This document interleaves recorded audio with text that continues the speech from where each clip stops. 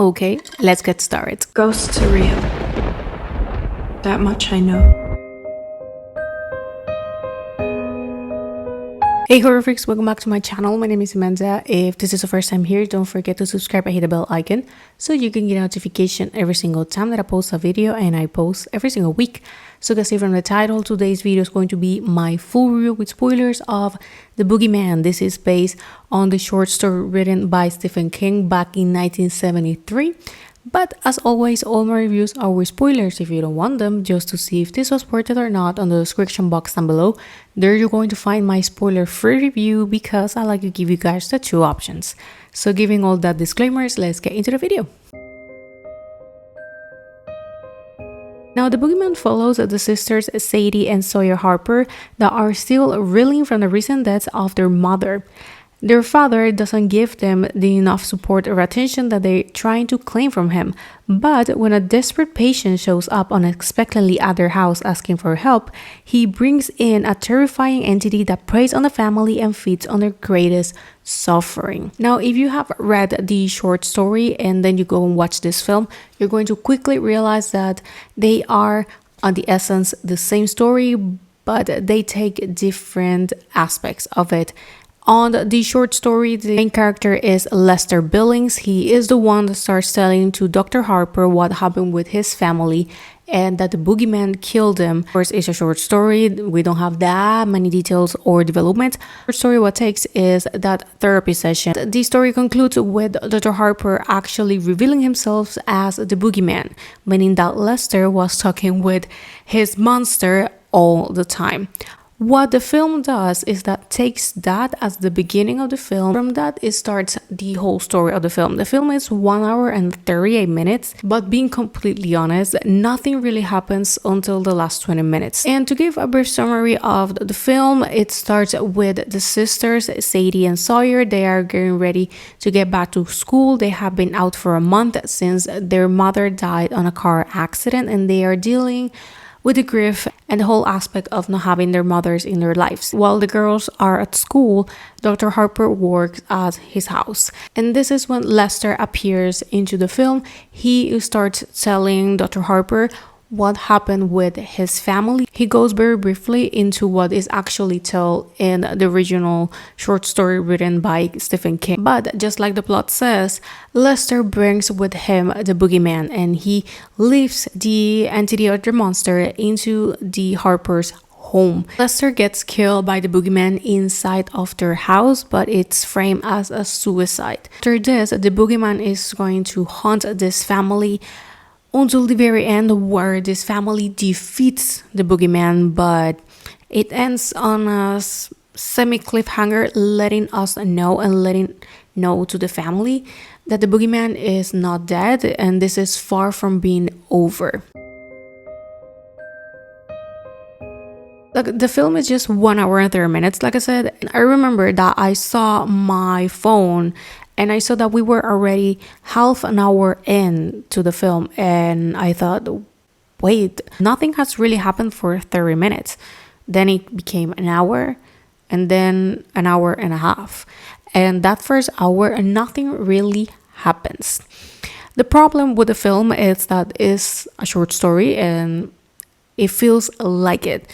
They didn't develop the story enough to be a longer film, and it feels just like it, meaning that the scenes and all the moments are going to be dry, and the feelings that actually evoke in me, instead of being scared and interested, I was bored because I was waiting for something to happen, and that only happens on the last 20 minutes.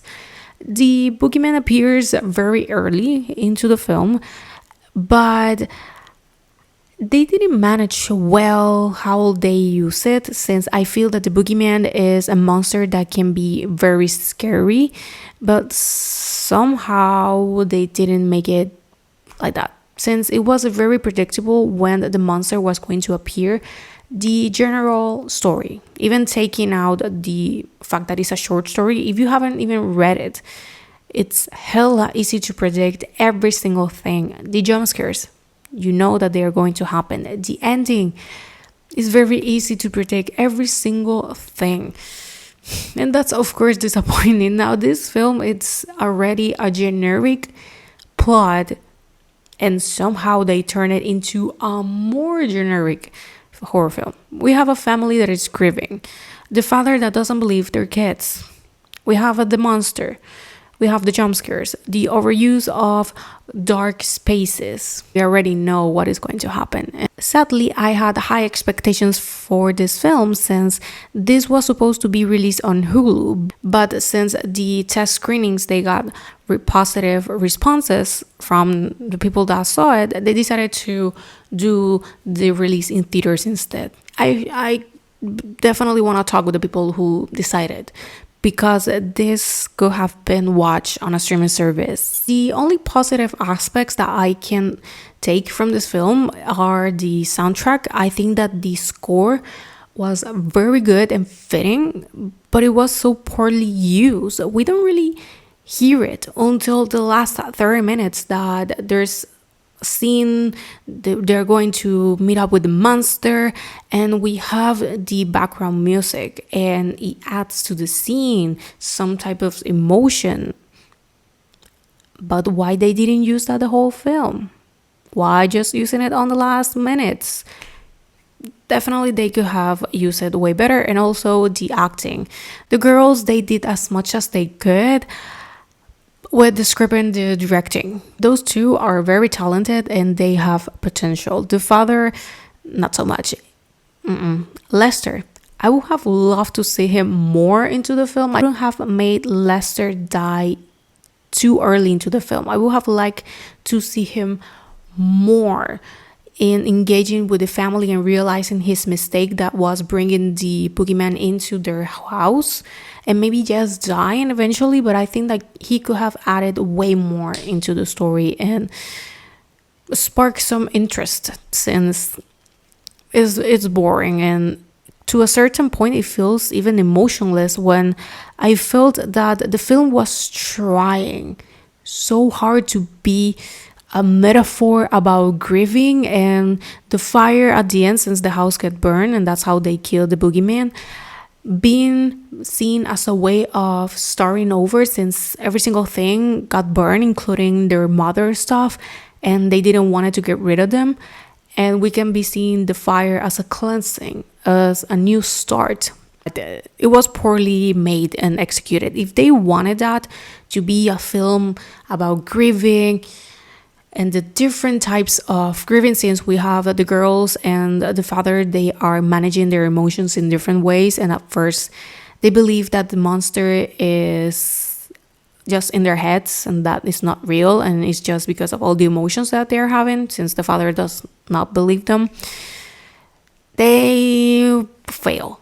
If that was the primarily intention with the film, definitely they could have done it way better. Maybe sticking to the original material written by King could have been a little bit better, because definitely the film had the potential to be a very good horror film and ended up being a disappointing mess. As you can see, I didn't like the Boogeyman. I had high expectations from it, and of course it didn't fulfill them. So I will say that this film is a 2.5 out of 5. Not the worst one out there, but definitely could have been improved.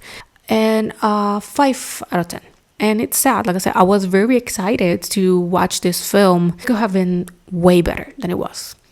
But I think that with that, I have concluded my review and my opinion. Thank you so much for watching. Let me know down below if you saw the film, what do you thought about it? Have you ever read the short story? Thank you so much for watching, and I'm going to see you guys on my next video. Bye. It's real. That much I know.